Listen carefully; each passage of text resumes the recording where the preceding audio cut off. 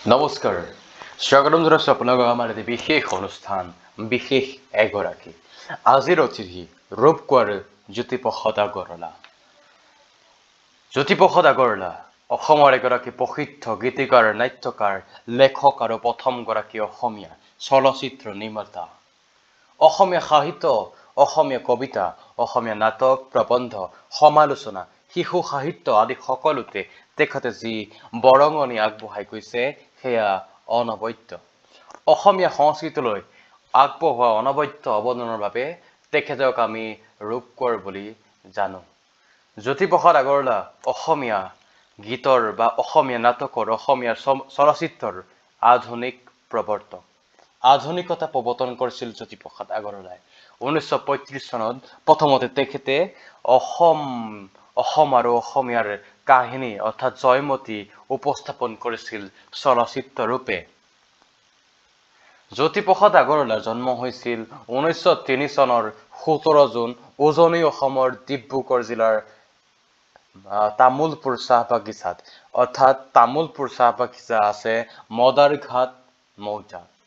তেখেতৰ পিতৃ পৰমানন্দ আগৰৱালা আৰু মাতৃ আছিল কিৰণময়ী আগৰৱালা চন্দ্ৰকুমাৰ আগৰৱালা তেখেতৰ আছিল বৰদেউতাক অৰ্থাৎ তেওঁ পৰিয়ালৰ পৰাই প্ৰথমতে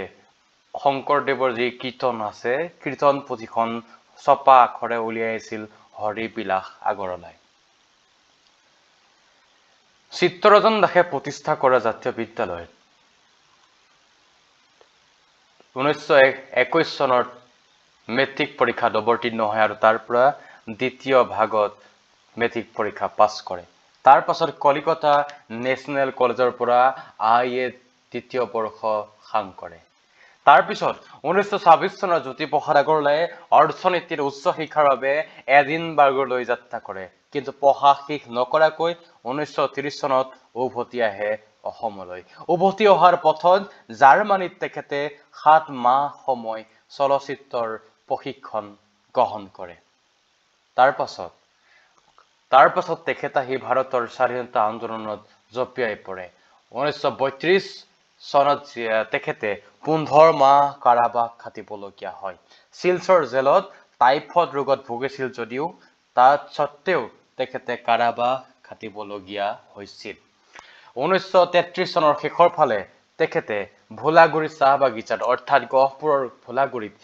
চিত্ৰবন নামে এক ষ্টুডিঅ' স্থাপন কৰি প্ৰথম অসমীয়া বোলছবিৰ জয়মতীৰ চিত্ৰগ্ৰহণ তাতেই আৰম্ভ কৰে তাৰ পাছত সেই জয়মতীৰ কাহিনী আছিল লক্ষ্মীনাথ বেজবৰুৱাদেৱৰ কাহিনী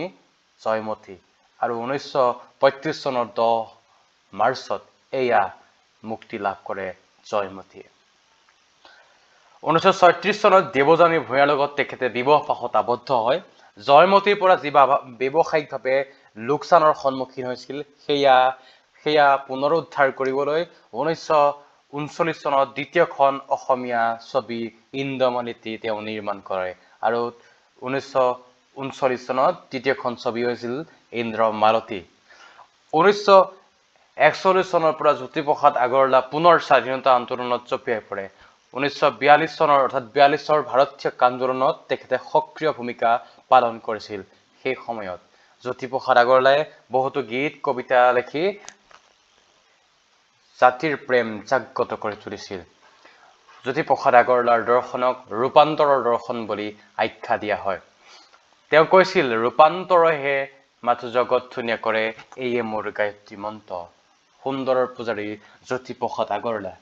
সেই সুন্দৰৰ পূজাৰী জ্যোতিপ্ৰসাদ আগৰৱালাই তিনি সমান গীত ৰচনা কৰিছিল তেওঁ সুৰ দিছিল আৰু এই গীতসমূহক কয় জ্যোতি সংগীত জ্যোতিপ্ৰসাদ আগৰৱালাই অসমীয়া চলচ্চিত্ৰৰ জনক বুলি কোৱা হয় তেখেতৰ একক প্ৰচেষ্টাত প্ৰথম আৰু দ্বিতীয় অসমীয়া বোলছবি নিৰ্মাণ হৈছিল 1935 আৰু 1939 চনত তেওঁ ৰচনা কৰা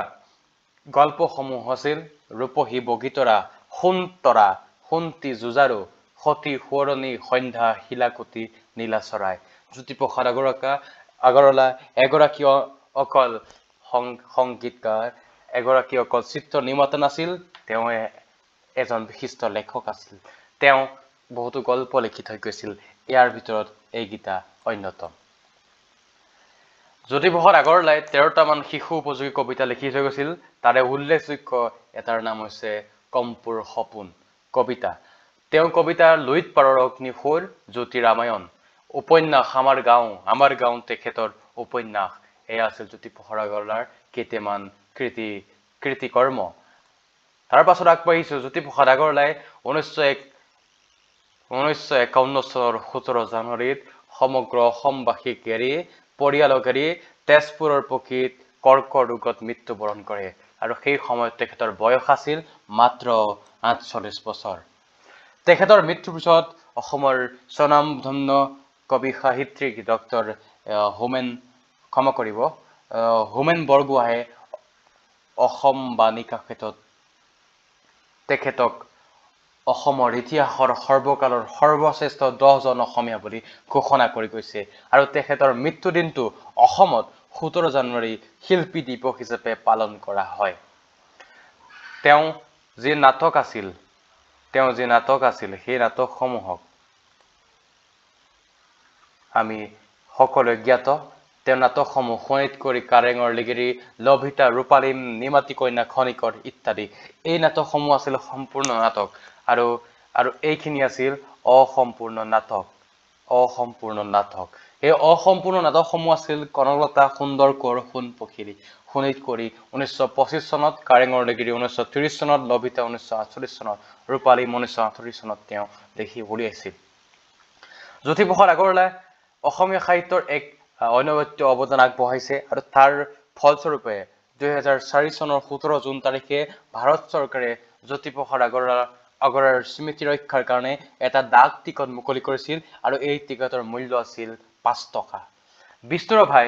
অৰ্থাৎ কলাগুৰু বিষ্ণুৰাভাই জ্যোতিপ্ৰসাদ আগৰৱালাক আজীৱন ৰূপতীৰ্থৰ যাত্ৰী, আজীৱন ৰূপতীৰ্থৰ সাধক, অমৰণ ধৈৰ্য বিজয়ী আত্মাৰ গৰাকী, উন্মেষশালিনী আৰু বহু প্ৰতিভাৰে তেওঁক উদ্ভাসিত শিল্পী বুলি আখ্যা দিছে। অসমীয়া সাহিত্যলৈ যি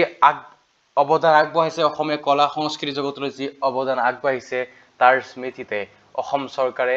জ্যোতি চিত্ৰবন নামে এক ষ্টুডিঅ' মুকলি কৰিছিল। গতিকে প্ৰতি বছৰে আমি 17 জানুৱাৰী তাৰিখটো শিল্পী দিৱস হিচাপে পালন কৰোঁ। কাৰ স্মৃতিত? জ্যোতিপ্ৰসাদ আগৰৱালাৰ পবিত্ৰ স্মৃতিত। এয়াই আছিল জ্যোতিপ্ৰসাদ আগৰৱালা, এয়া আছিল জ্যোতিপ্ৰসাদ আগৰৱালাৰ বিশিষ্ট কৰ্মৰাজি। গতিকে আজি আমি আলোচনা কৰিলোঁ জ্যোতিপ্ৰসাদ আগৰৱালাৰ বিষয়ে। আমাৰ আজি বিশেষ এগৰাকীৰ অতিথি জ্যোতিপ্ৰসাদ আগৰৱালা। গতিকে হয়তো আপোনালোকে বিভিন্ন কথা জানিব পাৰিলে। অন্য এটা বিশেষ খণ্ডত নতুন এগৰাকী অতিথিৰ সৈতে লগ পোৱাৰ প্ৰতিশ্ৰুতিৰে আজিলৈ ভিডিঅ'টো ইমানেই সামৰিলোঁ। ধন্যবাদ।